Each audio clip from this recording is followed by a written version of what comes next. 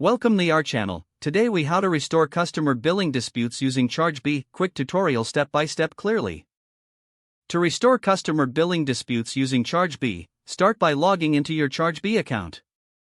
Navigate to the Customers tab located on the left sidebar. Use the search bar to find the specific customer with the billing dispute. Click on the customer's name to open their profile. In the customer profile, locate the Invoices section. Select the invoice related to the dispute. Review the details of the invoice to understand the nature of the dispute. Look for any notes or comments that the customer may have provided regarding the dispute. If necessary, communicate with the customer to gather more information. Once you have all necessary details, check the invoice status. If the invoice is in a failed or past due status, you may need to adjust it. To edit the invoice, click on the Actions button. Choose the Edit Invoice option from the drop-down menu. Make the necessary corrections based on the findings from the customer's feedback.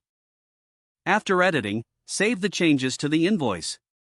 Next, if applicable, you may need to apply any credit or discounts to resolve the issue. Navigate to the Credits section in the same invoice menu. Select Add Credit to apply any applicable adjustments. Enter the amount and reason for the credit. Once done, confirm the changes. To communicate the resolution to the customer, draft a message within the Chargebee platform. Provide a clear explanation of the adjustments made and how it resolves their dispute. Send the message to the customer through the Chargebee system. Finally, monitor the invoice to ensure the customer is satisfied with the resolution. Document the entire process for future reference, if needed. If the page does not load, refresh the browser or try again in a private or incognito window. Make sure you are using the correct email address, then retype it carefully to avoid small typos.